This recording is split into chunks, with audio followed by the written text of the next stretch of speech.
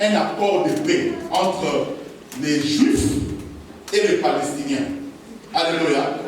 Vous voyez, malgré tous les efforts de Bill Clinton, de président américain, les Juifs et les Palestiniens n'arrivent pas à se mettre d'accord. Et ils ne se mettront pas d'accord. Aussi longtemps que l'Église ne sera pas enlevée, les Palestiniens et les Juifs seront toujours en désaccord. Alléluia. Amen. Ce sont des signes que la Bible nous a donnés et vous devez être conscient de cela. Yaya, si un jour tu vois les Juifs et les Palestiniens signer un accord et l'accord est mis en pratique, laissez-moi vous dire que si tu es là, sache que tu as raté l'enlèvement. À un moment, à l'époque de Bill Clinton, Yasser Arafat et un autre président israélien, j'oublie son nom, je pense Rabin, un truc comme ça, ils ont failli signer l'accord. Mais au dernier instant, il y a les fondamentalistes de deux côtés qui ont tué le président israélien. L'accord a capoté. Parce que ça ne peut pas se faire aussi longtemps que l'Église est encore là. Mais la Bible dit que quand l'Église partira, l'Antichrist de la paix va venir et il va faire semblant d'apporter la paix. Je ne sais pas par quel mécanisme, mais il va réussir à trouver un accord de paix entre les Palestiniens et les Juifs. Et en ce moment-là même, ils vont commencer à construire le temple, le troisième temple de Jérusalem. Parce qu'en fait, on dit qu'aujourd'hui, tous les plans sont déjà là. Mais qu'est-ce qui bloque? C'est que l'Église est encore là. Parce qu'on ne peut pas avoir deux temples sur la terre. Or, l'Église est le temple du Seigneur. Amen. Quand le temple Église partira, alors l'autre temple va se mettre en place. Alléluia. Amen. Et c'est là où l'Antichrist est là, va trouver un accord avec les Juifs. Non, on va vous laisser faire votre culte de Juifs, tout ça. On va vous construire le temple. Et je ne sais pas qu'est-ce qu'il va promettre aux Palestiniens, mais en tout cas, ils vont trouver un accord de paix. Et ce temps-là, on va le célébrer dans le monde. Et pourtant, ça sera l'Antichrist. Et la Bible dit, durant 3 ans et demi, 1260 jours, il y aura un semblant de paix. Mais le problème, c'est quoi? Il va aussi imposer beaucoup de choses. Et nous l'avons lu mercredi, on ne pourra pas acheter ni vendre si on n'a pas la marque de la bête. C'était combien? 666. Si tu ne l'as pas, tu ne pourras pas ni vendre ni acheter. C'est-à-dire qu'économiquement, tu seras complètement bloqué. Et la Bible dit, l'Antichrist n'agit pas encore, mais son esprit agit déjà. Et si vous voyez bien, tout est en train pratiquement de se mettre en scène. Tout est pratiquement en train de se mettre en place. Il y a ces choses-là de puces électroniques. À un moment, on pensait que c'était du baratin. Et aujourd'hui, on se rend compte que nous atteignons un moment où, sans certains objets, tu ne peux pas te faire soigner. Aujourd'hui déjà, il est difficile de pouvoir se faire soigner sans la carte vitale. Alléluia. Amen. Mais petit à petit, il y a des gens qui disent que même la carte vitale peut être falsifiée en temps plus à mettre des choses comme puces électroniques, comme ça là, on sera sûr que c'est la bonne personne. Petit à petit, on est en train d'étendre à ces choses-là. On pensait avant que les 666, on va commencer à tapoter les gens. Maman, on fait ça, on fait 6. Non, c'est pas ça. On pensait ça. Mais nous nous rendons compte petit à petit que ce sont des choses comme ça. Et même en Suède, on dit, on a commencé à insérer des puces dans la dent, sous la peau. Et en ce moment-là, tu ne pourras rien faire si tu n'as pas cette puce-là. On parle désormais des cartes de passeport électroniques. C'est-à-dire que tu n'as pas besoin de passeport en papier. Aux États-Unis et au Canada, j'ai vu, ils ont déjà des passeports électroniques que tu peux même mettre sur ton portable. C'est-à-dire que des choses sont en train de changer. Les États-Unis ont imposé des passeports biométriques. Et le monde entier a changé tout son système. Si tu n'as pas de passeport biométrique, tu ne peux pas aller aux États-Unis. Par conséquent, le monde entier a changé ses passeports pour mériter déjà les passeports biométriques. Et cet antichrist-là, qui viendra, va aussi imposer cette chose. Bien-aimés dans le Seigneur, le meilleur moment de donner sa vie à Jésus, c'est maintenant. Parce qu'à cette époque-là, toi là, tu ne peux pas résister 2 jours sans manger. Quand même, on propose de ces jeunes de 1 jour du fruit. Maintenant, imaginez, parce que ça va durer 7 ans. Dis un peu 7 ans. 7 ans. Maintenant, toi, tu vas faire jeûne de 7 ans. Parce que si tu veux être sauvé, il faut refuser d'avoir le marque de la bête. Alléluia. Si tu veux te faire soigner, on va t'exiger une marque. Et si tu ne l'as pas, tu ne pourras pas être soigné. Maintenant, pendant 7 ans, tu n'auras pas tout. Pendant 7 ans, tu n'auras pas de fièvre. Pendant 7 ans, toi-même 3 jours de jeûne là, c'est comme si tu veux mourir, tu vas faire. Alléluia, 7 ans. C'est le moment d'être sérieux avec Dieu. D'ailleurs, je vous dis des choses qui font fond de mon cœur. D'ailleurs, c'est vrai qu'aujourd'hui, comme prédicateur, il est difficile de prêcher ce genre de message. Les gens ne sont pas trop fans. Vous n'aimez pas ça, je le sais. Pour ceux qui aiment acclamer le Seigneur, voici ce que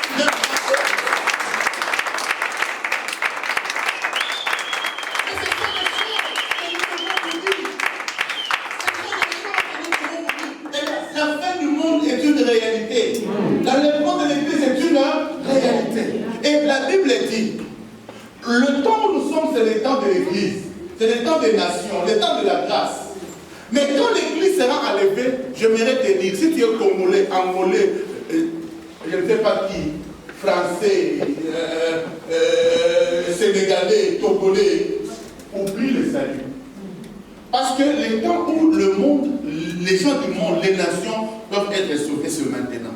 Parce que durant les 7 ans de la grande tribulation, tu ne pourras pas. La Bible dit, au milieu de la grande tribulation, c'est-à-dire 3 ans et demi après, Dieu va envoyer 2 témoins. Aide-moi à dire 2 témoins. Nous l'avons lu dans Apocalypse chapitre 11.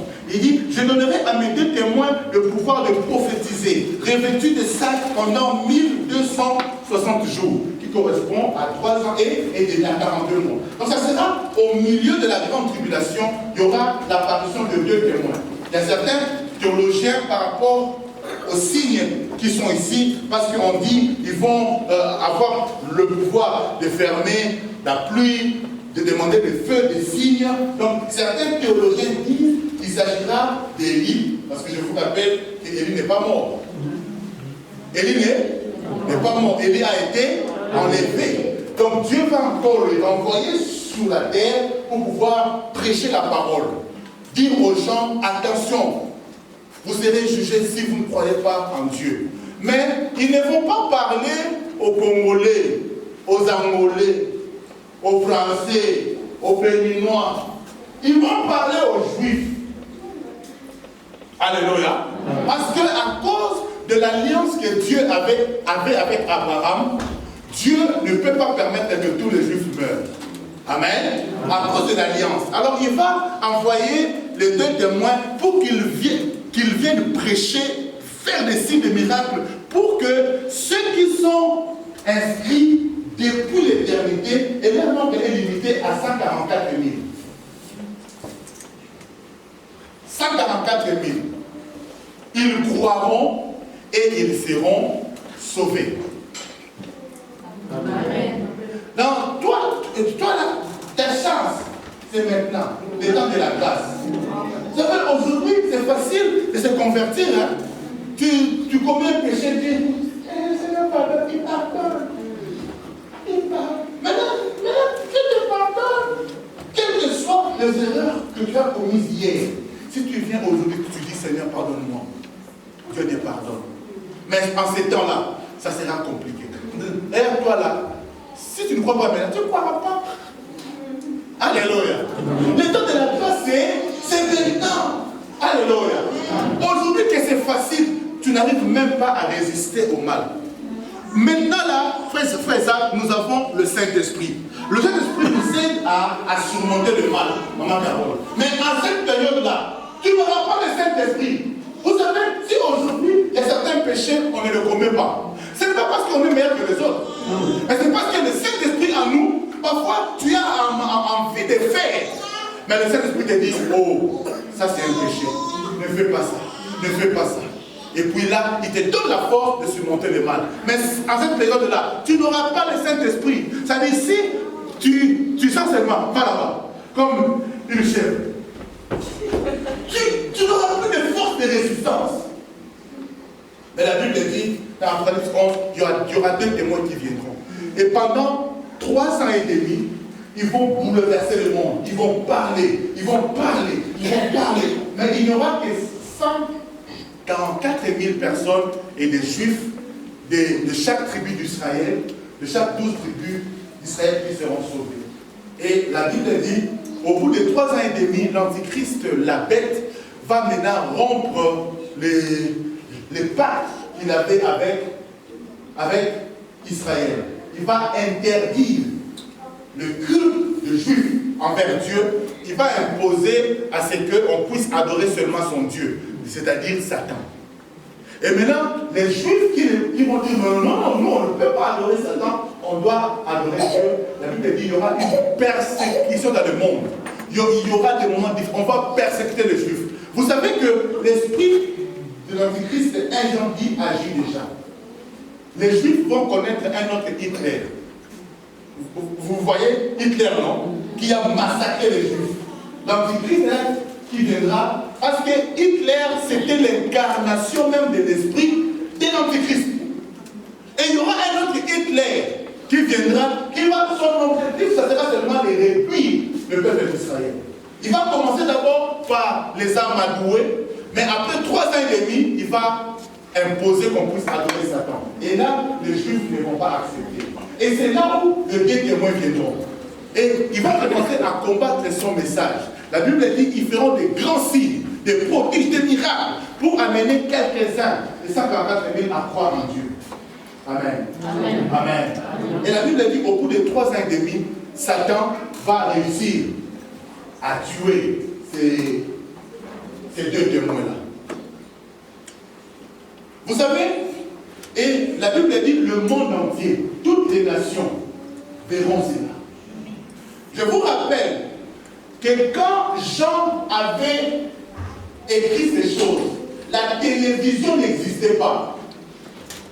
Quand Jean avait écrit ces choses, le monde n'était pas connecté, il n'y avait pas Internet. Mais l'Esprit de Dieu voyait déjà cela.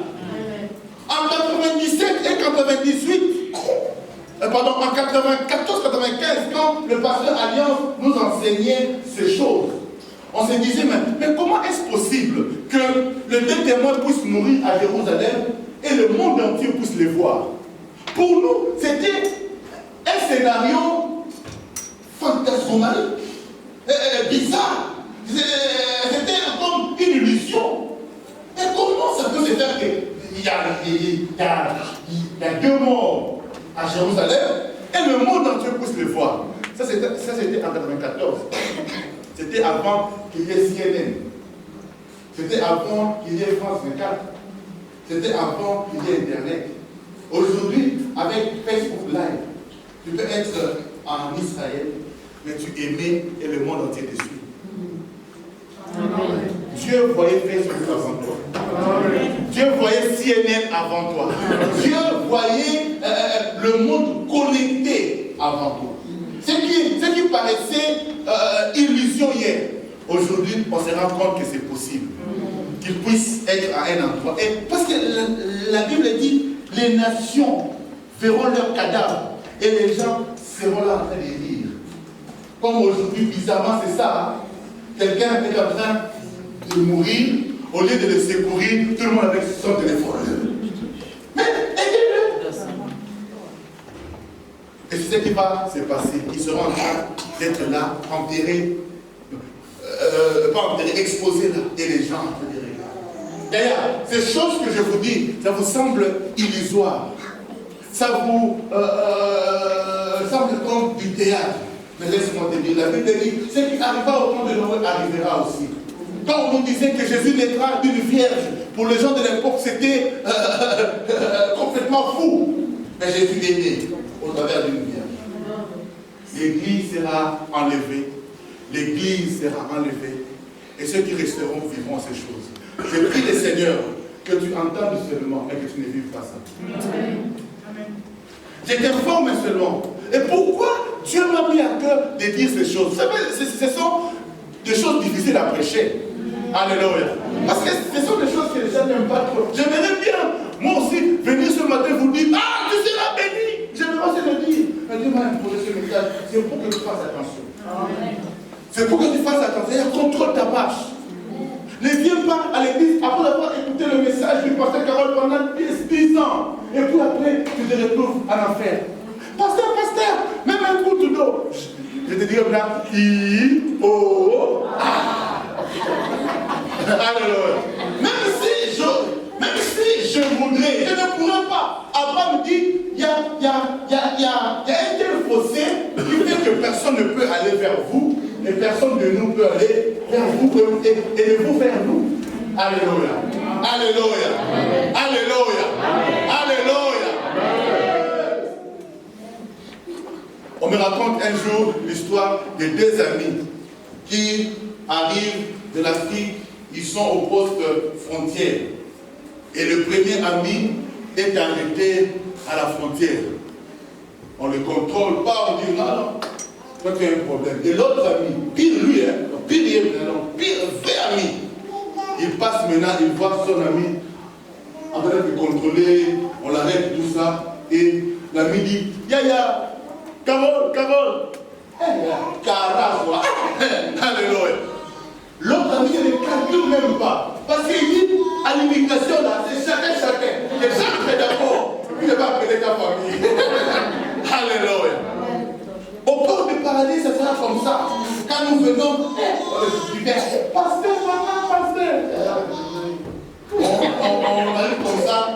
Oh, Carole Michel, serviteur fidèle d'Israël, viens ici.